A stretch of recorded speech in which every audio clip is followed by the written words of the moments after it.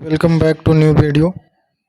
मेरा नाम है सत्यम सिंह और लर्न विथ लर्नर के इस प्लेटफॉर्म पे आप सभी का बहुत बहुत स्वागत करता हूं। आशा करता हूं आप लोग अच्छे होंगे और अपने प्रिपरेशन में इस समय पे व्यस्त होंगे। हालांकि जब एग्ज़ाम टाइम नज़दीक आ जाता है और हम जिस एग्ज़ाम के लिए तैयारी किए रहते हैं तो एग्ज़ाम से पहले पता नहीं क्यों ऐसा होने लगता है साथ में कि बहुत ज़्यादा काम सामने आ जाता है या फिर पारिवारिक प्रॉब्लम या फिर ऐसी वैसी बहुत सारी प्रॉब्लम पास आने लगती है। तो ये सब चीज़ें सबके साथ होती है। ऐसा लगता है इस टाइम पे कि नहीं ये चीज़ ऐसी हो, तो इन सारी चीज़ों पे आप लोग ध्यान मत दीजिए। इस टाइम पे अपने तैयारी पे ही ध्यान रखिए। तो हम आज फिर से लूसेंट के 1000 के इम्पोर्टेंट प्रश्न की श्रृंखला को आगे बढ़ा रहे हैं। आते हैं अगले क्वेश्चन की शुरुआत करते हैं आज। तो आज का पहला प्रश्न रहेगा, बल्ब का फिलामेंट किसका बना होता है? बल्ब का फिलामेंट किसका बना होता है? तो ये होता है टंगस्टन का बना होता है। नेक्स्ट क्वेश्चन पे आते हैं, तीसरी बांध कौंसिल कब, कहाँ और किसके संरक्षण में हुई?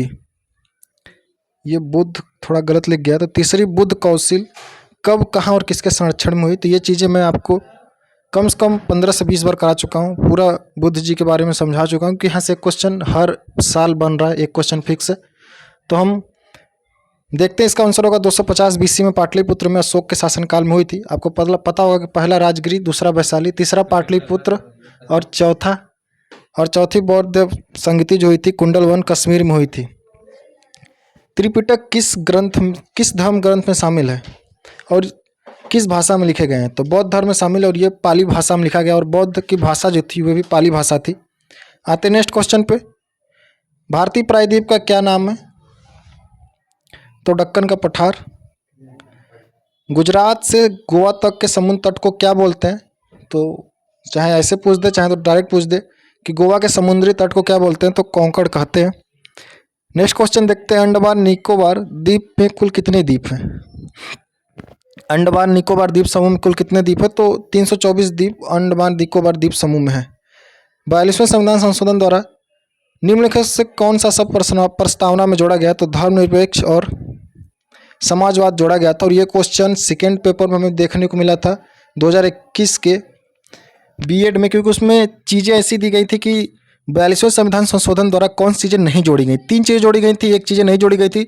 तो जो मुख्य चीज़ें हैं, जो चीज़ें बार बार आपके सामने आती हैं, थोड़ा उनको आप डीपली पढ़िएगा, क्योंकि वे चीज़ें आसानी से नहीं आएंगी आपके पास। फिर उसमें थोड़ा सा एग्जामिनर दिमाग लगाएगा आपके पास परोसेगा और आपको लगेगा कि आता हुआ क्वेश्चन कैसे गलत हो रहा है। तो थोड़ा सा जो भी पढ़िए अच्छे से देख के पढ़ते हुए चलिए। नेक्स्ट क्वेश्चन पे आते हैं, 1 रुपये के नोट पर किसके हस्ताक्षर होते हैं? तो वित्त सचिव के हस्ताक्षर होते हैं और हाल ही में अभी 2000 के नोट को गवर्नमेंट ने बंद कर दिया है। नेक्स्ट क्वेश्चन पे आते हैं, संसद के दोनों सत्रों के बीच अधिकतम अवधि कितनी होनी चाहिए? तो 6 माह की अवधि होनी चाहिए। हालांकि भारत में 3 संसद की बैठकें होती हैं 1 साल के अंदर। नेक्स्ट क्वेश्चन पे आते हैं, ऋतु संहार, कुमार संभव, रघुवंशम किसकी रचनाएं हैं या फिर अभिज्ञान शकुंतलम किसकी रचना है? तो ये सारी रचनाएं कालिदास जी की है और कालिदास की रचना हमें जीएस पॉइंट ऑफ व्यू और हिंदी पॉइंट ऑफ व्यू दोनों से इंपॉर्टेंट रहने वाली हैं। अजंता और एलोरा गुफाएं कहाँ पे स्थित है? तो अजंता और एलोरा गुफाएं महाराष्ट्र में स्थित है। इसे राष्ट्रकूटों ने इसका निर्माण कराया था। महाबलीपुरम के रथ मंदिर किसने बनवाए थे? तो पल्लव राजा नरसिंह वर्मन ने बनवाया था। नेक्स्ट क्वेश्चन पे बढ़ते हैं, भारत में कितने प्रतिशत भाग पर भू पे वन है? तो 19% है। हालांकि जो होनी चाहिए वो होने चाहिए 33% पे। जिम कॉर्बेट पार्क कहाँ है? ये क्वेश्चन अभी आप लोग को बहुत इजी लग रहा होगा, लेकिन 2021 के पेपर फर्स्ट के जीएस में पूछा था। नैनीताल के पास उत्तराखंड में।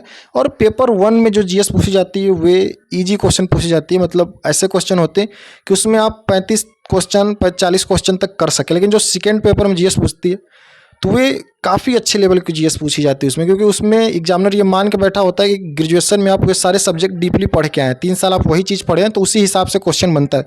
इसीलिए आप लोग पढ़ाई भी अपना इसी को ध्यान में रखते हुए करिए। नेक्स्ट क्वेश्चन पे आते हैं, सांभर झील जिससे नमक बनता है किस राज्य में स्थित? तो सांभर झील राजस्थान में स्थित है। गुलाम वंश का कौन सा शासक चौगान या पोलो खेलते समय घोड़े से गिर के मर गया था? तो कुतुबुद्दीन ऐबक। गीत गोविंद किसकी लिखी है या फिर किसकी रचना है? तो जयदेव की रचना है। खजुराहो के मंदिर किस वंश के शासकों ने द्वारा बनाए गए हैं? तो चंदेल वंश के शासकों ने खजुराहो के मंदिर का निर्माण कराया था। इसी तरीके से क्वेश्चन आपको यूपी बीएड में देखने को मिलेंगे। मिक्स क्वेश्चन देखने को मिलेंगे, हर सब्जेक्ट से क्वेश्चन देखने को मिल जाएगा, लेकिन आप लोग इतना जानिए कि स्टैटिक का इंपॉर्टेंट रोल रहने वाला, उसके बाद पॉलिटी से क्वेश्चन ज़्यादा देखने को मिलता है। घना पक्षी बिहार कहाँ पे, तो घना पक्षी बिहार राजस्थान में स्थित है। केवला, देव, रणथंभौर ये सब भी राजस्थान में है। भारत में जंगली गधे कहाँ पाए जाते हैं, तो कच्छ के रण में पाए जाते हैं, गुजरात में।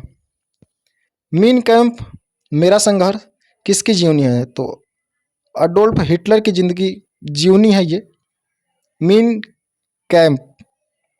दास कैपिटल किसकी रचना है, तो कार्ल मार्क्स की है। कार्ल मार्क्स की ये रचना काफ़ी इंपॉर्टेंट, हालांकि पहले बहुत ज़्यादा पूछी जाती थी, लेकिन अब ये उतनी ज़्यादा पुस्तकें नहीं पूछी जाती हैं, लेकिन जो नए लेखक हैं उनकी पुस्तकें जो हाल में लिखी गई वे चीज़ें अभी पूछी जा रही है, तो आप लोग देख के चलेगा। मोहम्मद गजनवी ने सोमनाथ के मंदिर को कब लूटा, तो 1025वीं ईस्वी में लूटा।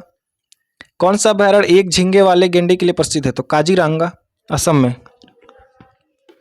रिपब्लिक पुस्तक किसकी है, तो प्लेटो ने रिपब्लिक पुस्तक की रचना की थी।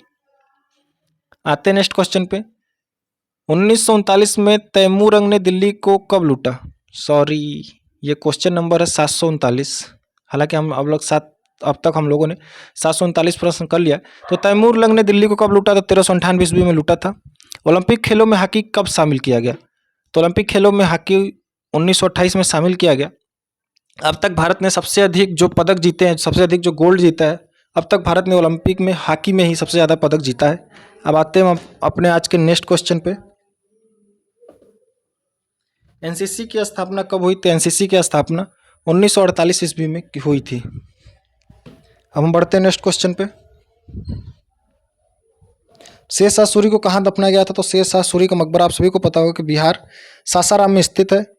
न्यूट्रॉन की खोज किसने की, तो न्यूट्रॉन की खोज जेम्स चैडविक ने की थी। परमाणु रिएक्टर में मंदक के रूप में किसका प्रयोग किया जाता है, तो मंदक के रूप में पानी और ग्रेफाइट का प्रयोग किया जाता है। विश्व का सबसे छोटा महाद्वीप कौन सा है, तो ऑस्ट्रेलिया सबसे छोटा और एशिया सबसे बड़ा है। एनसीसी का स्थापना कब हुई थी, तो 1948 में एनसीसी का स्थापना हुई थी। अमजद अली खां कौन सा वाद्य यंत्र बजाते थे, तो सरोद वादक थे। भारत का सबसे ऊंचा जलप्रपात कौन सा है, तो जोग या गरसोपा, जो कि शरावती नदी कर्नाटक में स्थित है। चंद्रमा से पृथ्वी की दूरी कितनी है, तो 3,85,000 किलोमीटर है, सॉरी। विश्व का सबसे कम जनसंख्या वाला देश, तो वेलिटिकल सिटी। भारत में सोने की खनन कहाँ पे है, तो लोहा कालोर कर्नाटक में, इस पे केजीएफ भी बनी थी। कोल्लार। भारतीय संविधान में कितनी अनुसूचियां हैं, तो 12 अनुसूचियां। मुख्य संविधान में 8 अनुसूची थी। 1991 पहले संविधान संशोधन द्वारा 9वीं जोड़ी गई। 10वीं अनुसूची है दल बदल। 11वीं है पंचायती राज। 12वीं है नगर निगम। आते नेक्स्ट क्वेश्चन पे। भारतीय संविधान में कुल कितनी अनुसूची है, देख लिया हमने। सूर्य का प्रकाश चंद्रमा से पृथ्वी तक पहुंचने में कितना समय लेता है, ये क्वेश्चन पूरा नहीं है, शायद 8 मिनट के करीब लेता है। तो आप लोग इसका जो राइट आंसर आप लोग बता दीजिएगा कमेंट में। पन्ना के खाने किसके लिए प्रसिद्ध है, हीरा के लिए प्रसिद्ध है। ये मध्य प्रदेश में स्थित है।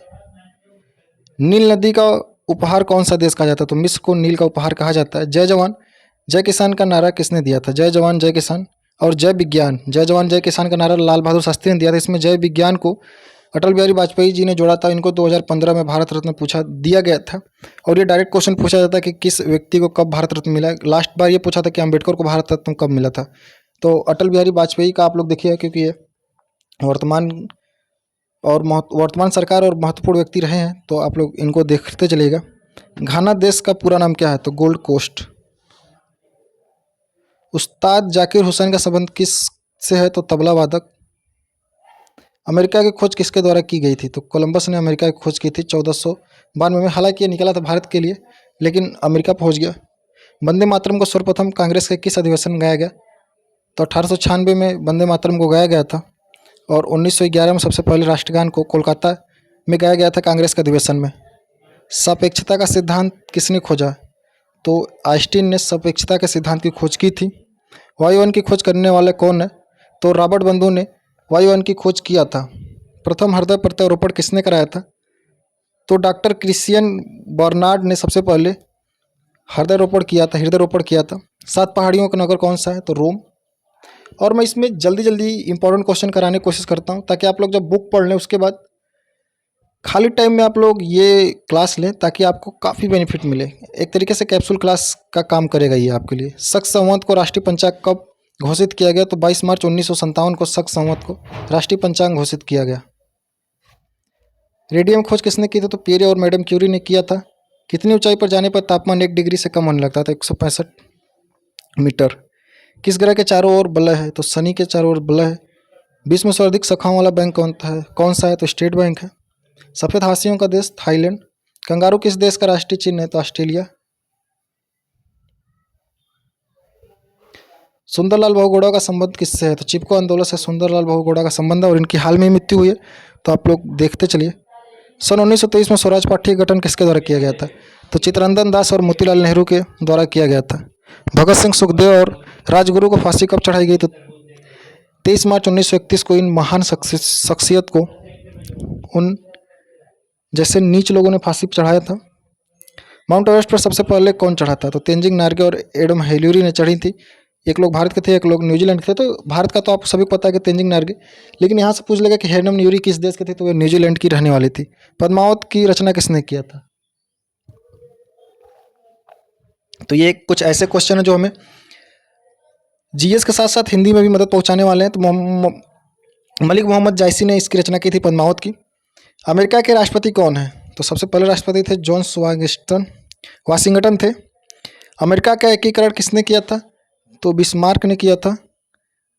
सोजे वतन पुस्तक के लेखक कौन है? तो मुंशी प्रेमचंद। और मुंशी प्रेमचंद की गोदान, दो बैलों की कथा, गबन, ये सारी इंपॉर्टेंट रचनाएं हैं। अलीगढ़ आंदोलन किससे संबंधित है? तो सर सैयद अहमद खान से संबंधित था अलीगढ़ आंदोलन। किस मुगल बादशाह ने अंग्रेजी इंडिया कंपनी को सूरत में कारखाना खोलने की इजाज़त दी थी? तो वह था जहांगीर। भारत में पुर्तगालियों का प्रथम व्यापार का केंद्र कौन सा था? तो गोवा था। और सबसे पहले पुर्तगाली आए थे 1498 ईस्वी में, वास्को डी गामा आया था। और सबसे लास्ट में ये सब गए थे 1961 में। भारत को पुर्तगालियों ने आज़ाद किया था, छोड़ा था।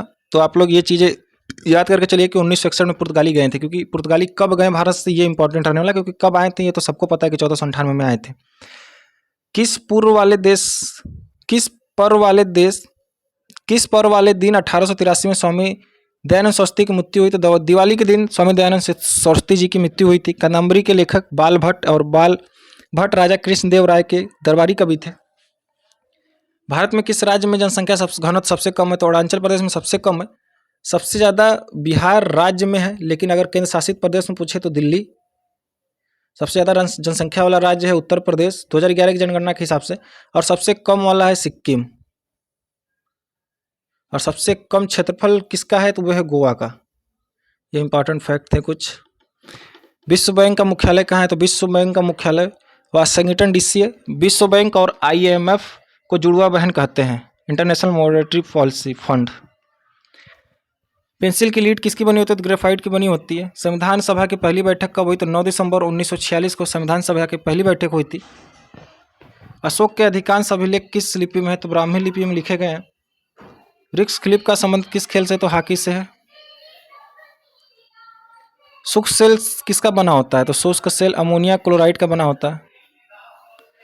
मानस अभ्यारण्य कहाँ है? तो असम में। विश्व में सबसे बड़ा डाकतंत्र किस देश में है? तो भारत में सबसे बड़ा विश्व का डाकतंत्र है। और आप लोग के लिए आज का क्वेश्चन होगा कि डाक प्रणाली को भारत में किसने लागू किया था? तो आज के लिए सिर्फ इतने ही प्रश्न है। वीडियो कैसी लगी आप लोग कमेंट बॉक्स में बताइएगा। मिलते हैं एक और वीडियो में, तब तक के लिए जय हिंद।